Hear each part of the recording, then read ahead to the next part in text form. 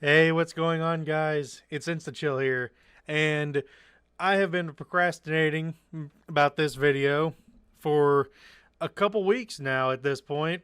Because I'm the type of person who, like, when I want to start doing something, I get to overthinking it, and I want it to be like perfect. So, but I'm tired of procrastinating. I just want to do this video and hopefully, improve the craft and go from there because today I'm making a not a review, but a video about my opinions on the Demon Souls remake. And this series, hopefully I can get it rolling as a series, is I'm calling it like blank stat profiles. So like if you're a JoJo's Bizarre Adventure fan, you already know exactly what this is about. But for those of you who are uninitiated, the uncultured of you, a stat profile is basically in JoJo they have a graph and they have different sections on this graph. They have different sections pertaining to different things about the stand, about power, so to speak, like its power, its speed, its accuracy, shit like that.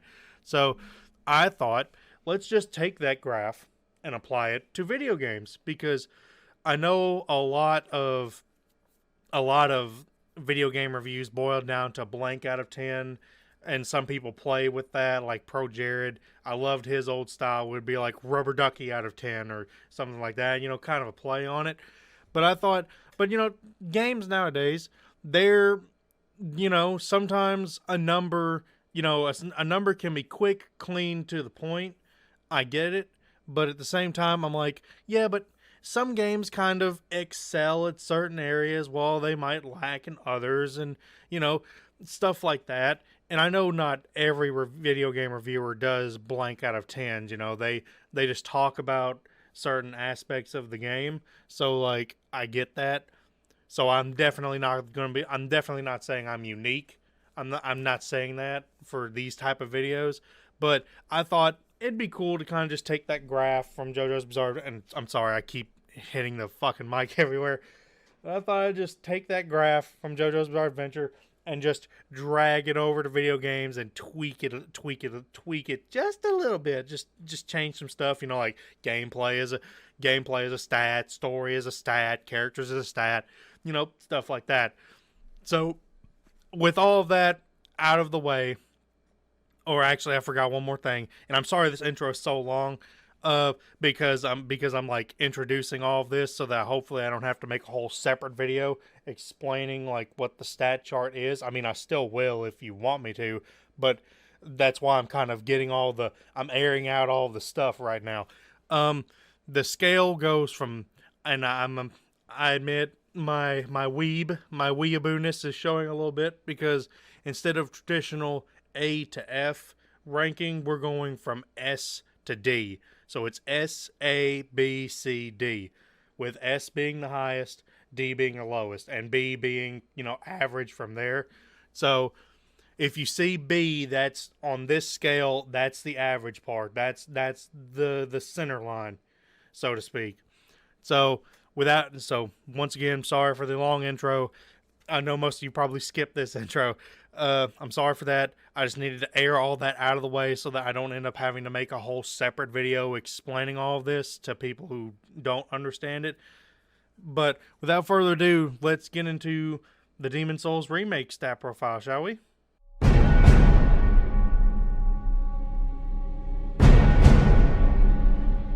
So the first on the topic is story and the story and plot. And I do have like my little notepad esque thing, my Google Doc notepad up here because I wanted to jot down a few things I might have noticed. First foremost, story and plot. It's a lot simpler than Dark Souls. The plot, the story to Demon Souls is incredibly simple when you compare it to the Dark Souls story, and that's not a bad thing. To me, that's not a bad thing. When it's simple at its front. You can, for lore nuts like myself, because I love the Souls lore. I like if video game makes me go out look up stuff about the game, lore videos, then the game's done something really really good. So up front, the Demon Soul story is very simple. You know, some guy unleashed some super mega demon that unleashed all of other demons that you have to go and fight and kill, right? That's the game. That's the story. That's the whole plot right there. So it's incredibly simple when you compare it to Dark Souls, which is like, oh, some unknown time ago, people found fire, and in this fire there were souls, and then these or Lord souls, sorry, and then these Lord souls got transported, got they like other humans picked up these Lord souls, became gods, and then after a while they killed dragons, and then after a while the fire started fading, people turned into zombies. Then Lord Gwyn had to reignite the fire, which starts a whole cycle of you see what I'm getting at with Demon Souls being simpler, but that's not a bad thing. That's gonna vary from player to player. Me personally, I didn't have a problem with it. The other thing I had was that the story does have a little more depth if you're willing to look in for it. But like I have on my notepad, it said where it says that's if your player mileage may vary, because you might be the type of person that doesn't seek that stuff out. Like you don't want to you don't want to have to look up a video on YouTube or stuff like that for deeper meanings and stuff. You want to see it in game, which it can be if which that's another thing that I have down here is while you can go out to like other outside sources to find that information, the game does have stuff in it where if you're willing to dig for it, you can find some pretty interesting stuff about the story. uh so overall, I'd say the story, plot, it's passable, it's average. It's a classic story. It serves the job well of it's and I'm sorry if you hear that, by the way. My dog is barking for some reason. But like it's passable. It'll get the job done. Because most of the time if you play a Souls game, you're probably not playing it for the story. You're playing it for the gameplay, for the challenge, for the thrill of facing a difficult game. So I guess with that, let's move on to graphics and sound, because I do have a little bit more to say, just a tiny bit more stuff to say about that.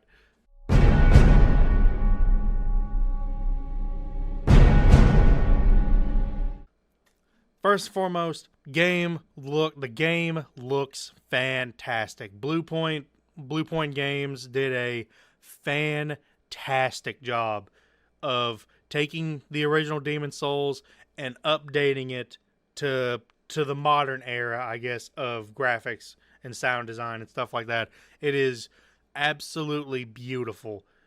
It's very hard, and I'll have the video play, like the gameplay video I recorded while this is going, but like it's incredibly beautiful to look at. And just sometimes you just want to stand, and it's got a photo mode, by the way. Sometimes you will just abuse the hell out of the photo mode because the game looks so cool. So that's a big plus. You can tell that they lovingly brought these environments, these enemies, these bosses. They lovingly brought them like up to speed as far as how they look, how they sound. You can tell that they really cared. They took the time to to update them. And I'm sorry if I keep repeating myself, but I'm doing that because I'm really trying to emphasize how good the game looks, because it can't be, especially when compared to the original, but that's obvious, right?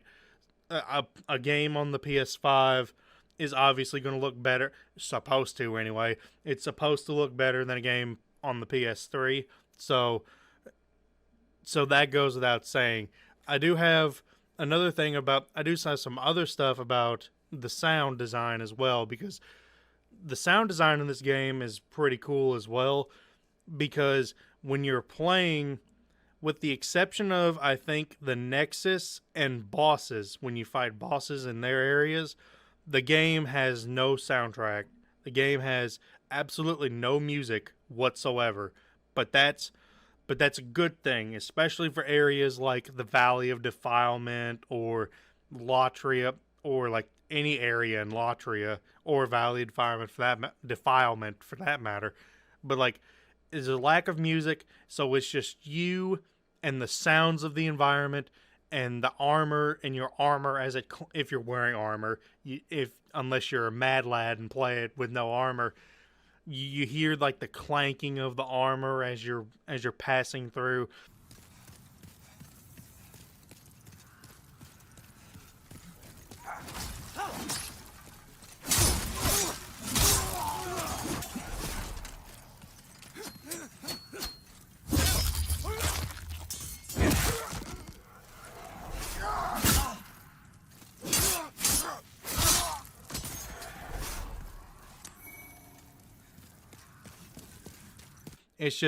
It's just all sounds so good, and then which makes it all the more amazing when music does kick in.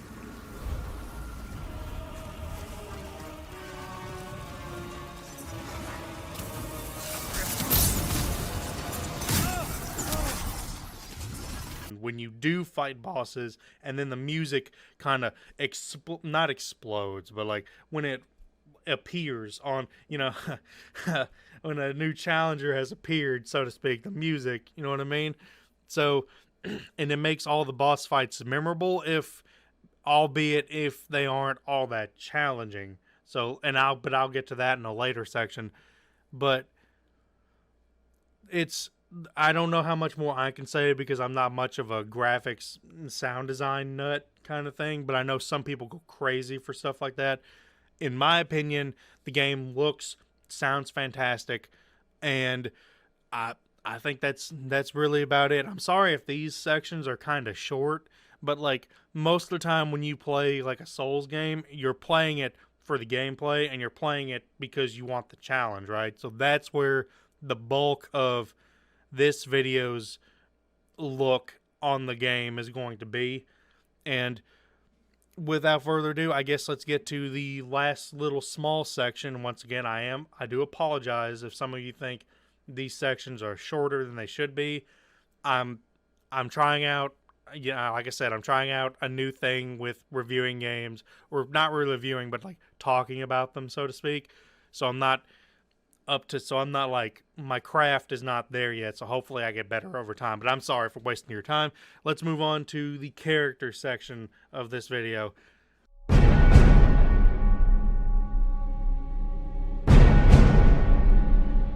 So the characters they're fine. Characters are completely passable. There wasn't a character I thought annoyed me. There wasn't a character that I particularly liked, except for huh, maybe the maiden in black. That I have to admit, she do be looking fine. I have to admit, remake did her some good. You know what I'm saying, boy. But characters are fun. They have simple personalities. You know, the personalities are kind of simple because you have people like Baldwin the blacksmith in the Nexus. He's the spunky old blacksmith, you know. And you got Stockpile Thomas, who's like the nice, the night. That might actually just be his personality. He's nice, but he's also kind of melancholic because you learn like he lost his family and stuff like that. So like he's nice to you and everything, but you know, he has that tinge of melancholy in his voice whenever he speaks, and you can hear it. And I should have mentioned this in the graphics and sound department, but like the facial animations on the characters are 10 out of 10. They're great, and because they really help the side characters emote very well if they're not wearing a helmet, which some of the more interesting side characters are. And I have that on my notes as well, that like while most of the side characters that you meet up front, like people in the Nexus, they're kind of simple, you do have some interesting side characters like Ostrava, you got Bjor, you got people like NPCs like them you can find with interesting quest lines that you have to actively find and engage in. So I had to put a little note there that something like that may vary player to player. You might really want to seek out these quest lines, these NPCs, and other times you just want to play the game and not have to worry about it. So that's kind of hit or miss. So overall, I'd say the characters are passable. Nothing really atrocious. Nothing really atrocious. There's nothing bad about them. There's nothing really excellent about them either. Maybe the Maid in Black should get a little bit more. Maybe she should have. And I know this is kind of weird talking about it because as far as a remake goes, because Blue Point just wanted to update the game. They didn't want to change anything too much with other than a few tweaks I have noticed. But like, I kind of wish the Maiden in Black had gotten just a tiny bit more development as far as her character goes. Considering at the end of the game, she's the one who, if you let her, she's the one who puts the old one back to sleep and everything. She's kind of, her and the Ancient One are kind of like the only ones who really understand, who seem like they really understand what's going on here.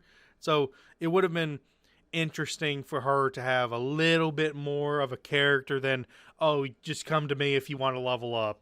That's and ooh, I may and she kind of reminds me of a less offensive version of the Speaker from Destiny, and I'm sorry I had to bring that up, but she kind of is, because she has this vibe.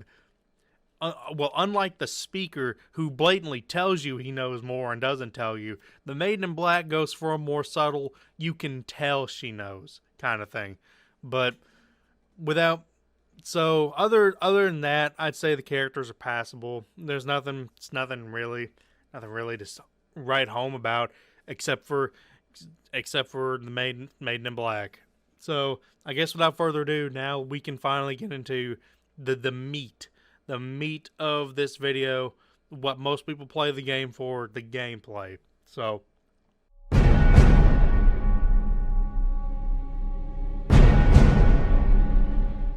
combat is, and I have it written up here, it might be the 60 FPS talking. It could very well be the 60 FPS talking, but the game is very fluid.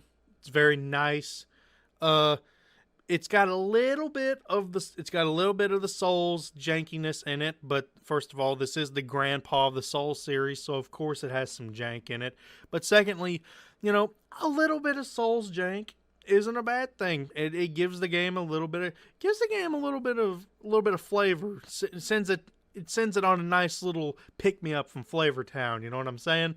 So it doesn't bother me any.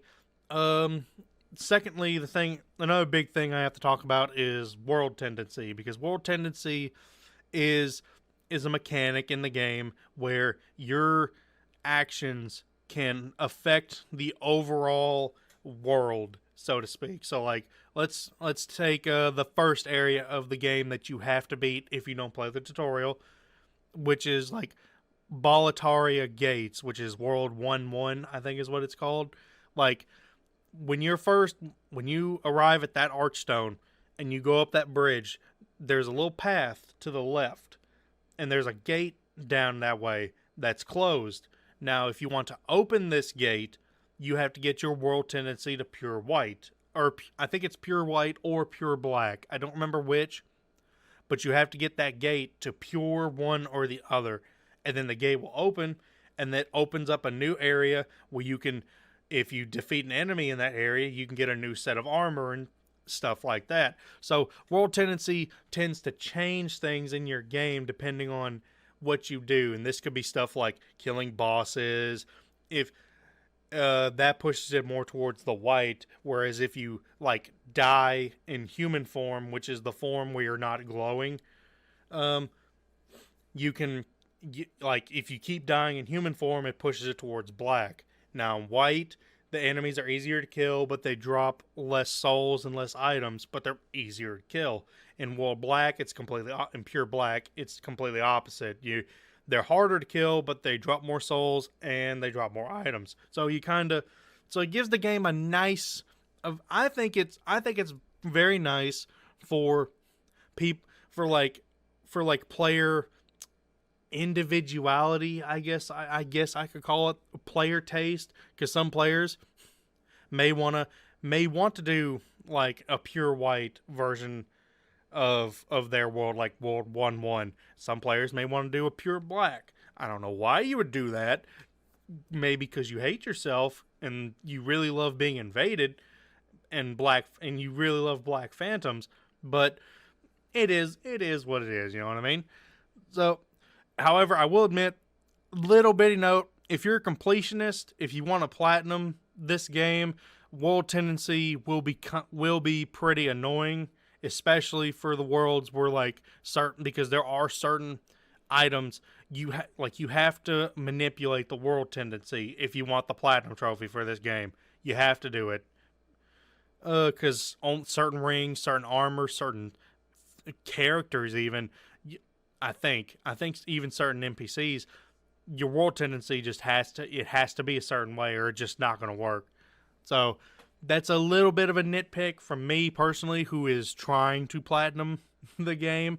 If you are going to do that, I suggest going into offline mode, so that like so it's easier to manipulate the world tendency, because as of right now, world tendency tends to be like, I've done the research, and as far as I can tell, world tendency when you're playing online or it was in the old one from what I hear, it was like conglomerated. So like it took the actions of every single player that's played through that certain area. So let's use 1-1 Boletaria Gates, for instance.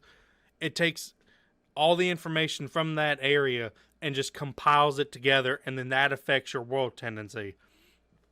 So like you could go through the entire level, not die once, kill a boss, but it would still not really push it all the way towards white. So because of maybe some other players on playing through their game, they keep dying and shit like that. So I'd recommend playing in offline mode if you're a completionist, but that's just me personally. That's gonna vary from player to player. Another thing I mentioned in my notes is, and something I definitely feel, is the game is very rewarding if you're willing to invest your time in it. Like if you're willing to sit down, put the time, or maybe not even the time, put in the effort. Because sometimes maximum effort with little time is a lot more than a lot of time with minimum effort. You know what I'm saying? So it will reward you for investing into the game.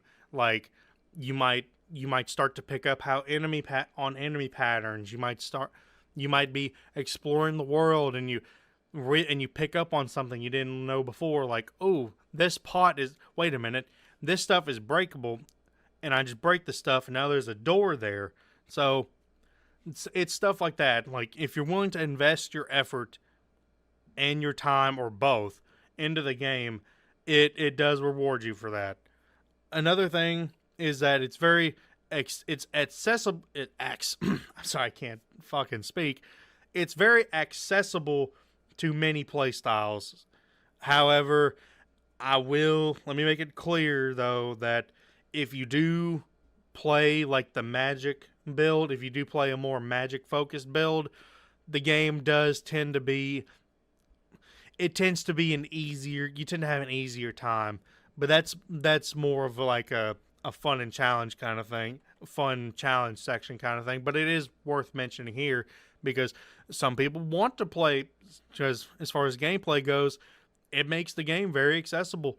For instance, I remember in this game, you don't have stat requirements for spells. Let me hop on spells, for instance. Spells do not have a stat requirement. They just require you to have enough memory slots so that you can equip the spell, and you also have to have enough MP to use it. So it's very accessible, while at the same time you do still have to put in the effort to get that playstyle to work. And that's the same thing with strength builds, dex builds, fist only builds, stuff like that. So it makes the game very replayable, and it makes the game very enjoyable to people who want to try different things. Why the hell do you think like why the hell do you think like why the hell do you think shit like broken sword playthroughs exist? Why fist only playthroughs exist? It's because these games, Souls games as a whole, they're very they're very accessible to all, to like how you want to play, except for stealth, because obviously this game is not a stealth game. But other than that, if you find a weapon, if you find something you like and you want to use it, if you put in enough time for it, you can use it. And then the last thing I had on here is, the I mentioned the whole mechanic of, it's the granddaddy of souls. So of course, if you die, you lose all your or your souls get compiled into a blood puddle, and you have one chance to get back to them and retrieve your souls, or they're gone forever. Because if you die before you get to them, they're gone. You'll never see them again. I I don't know why I feel like I'm needed to write that down. Maybe in case there are people who are new, wanting to look at someone's perspective on Demon Souls. Uh, but I'm imagining most of you who are watching this are fans of the Souls games anyway, so you already know stuff like this. So, with that being said, let's move on to the final section of the game, the fun/challenge section.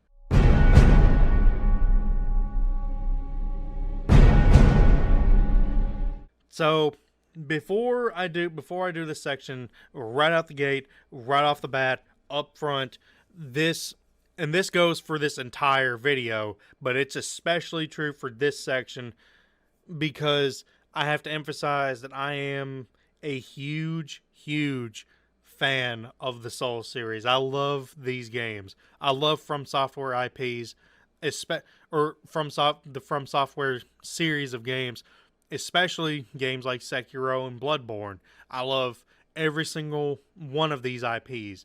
Because this section comes from someone who has played every single one of these games, who is I wouldn't call myself a Souls expert, but it comes from someone who has experience playing all of these games, who started. A little known fun fact about me is Dark Souls 2 was actually my first Dark Souls game.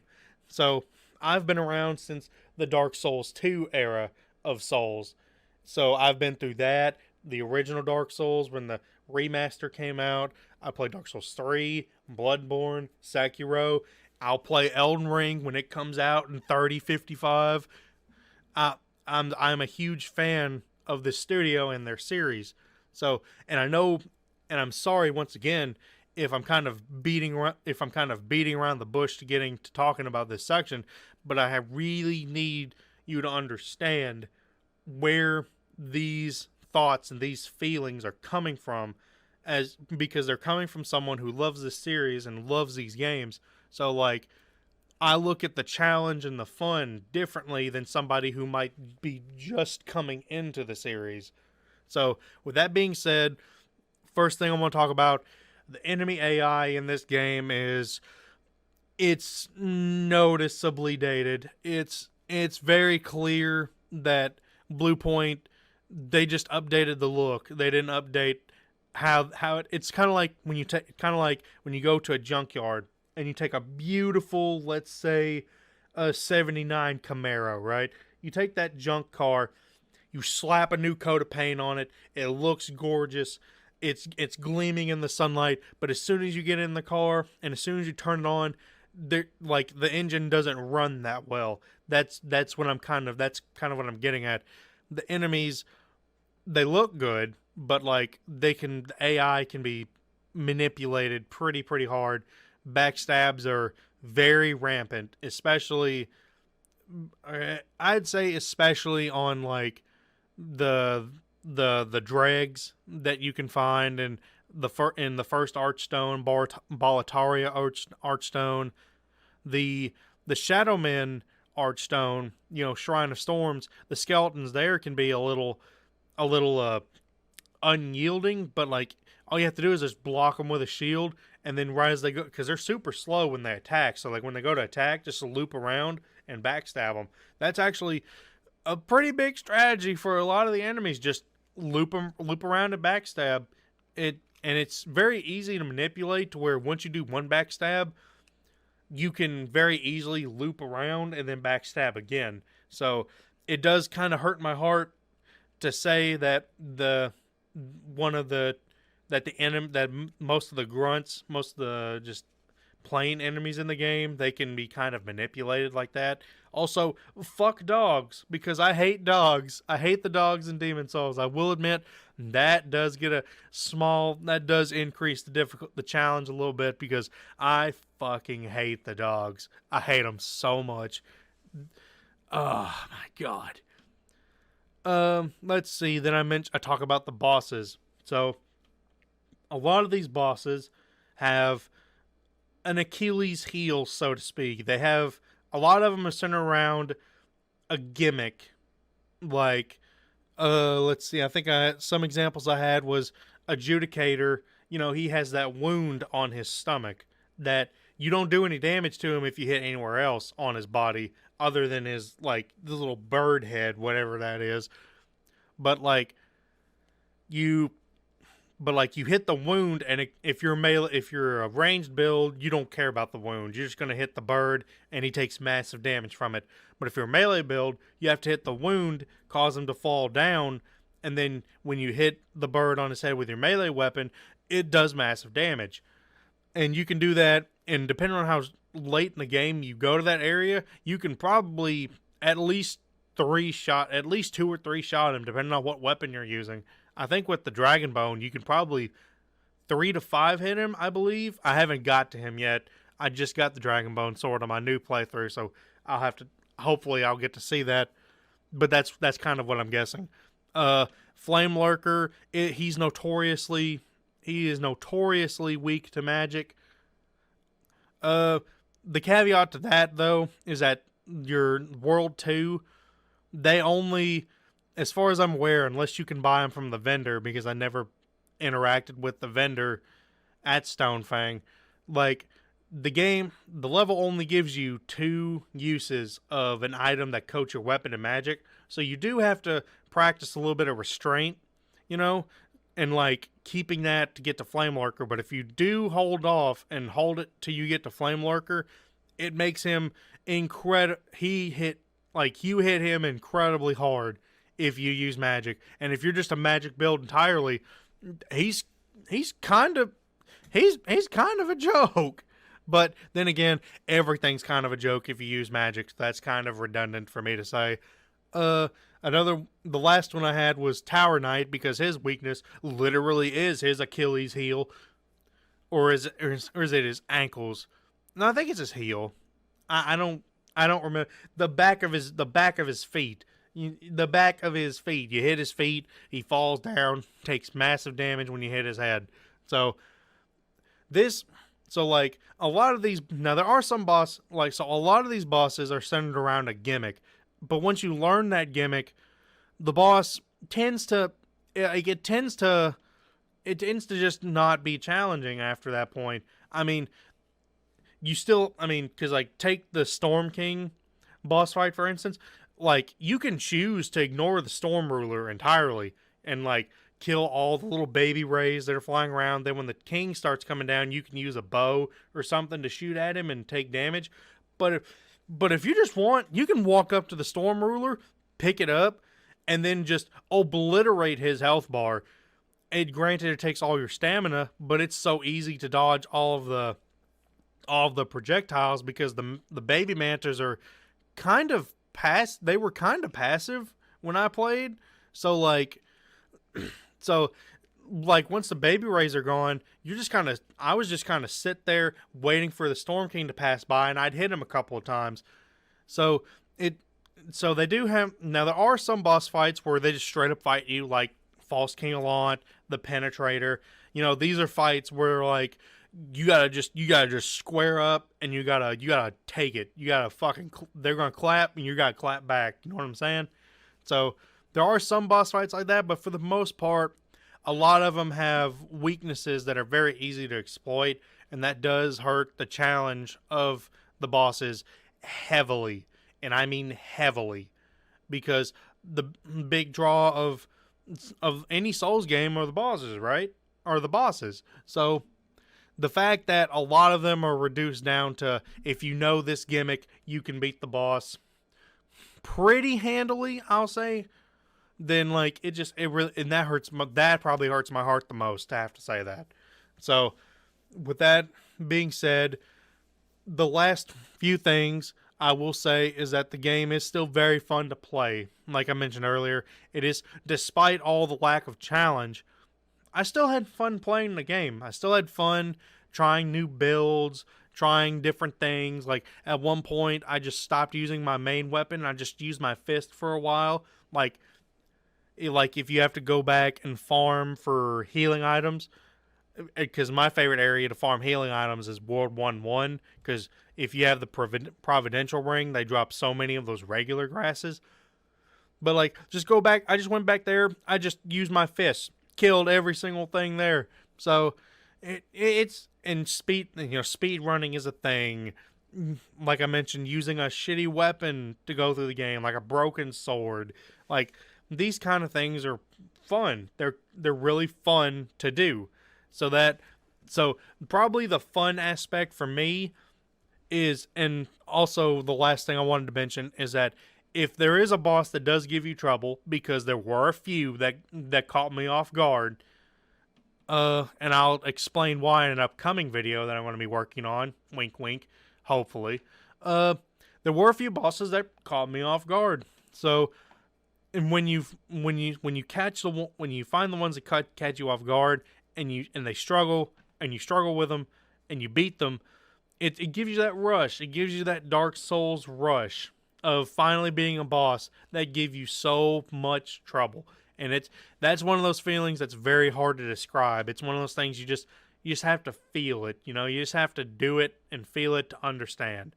So that's it as far as the review goes, as far as what I've got on my notes. So I guess without further ado, that's my take on, I'm not going to call it a review, but that's my take on the Demon's Souls remake. So without further ado, let's reveal the stat profile, and I will catch you guys later. Peace.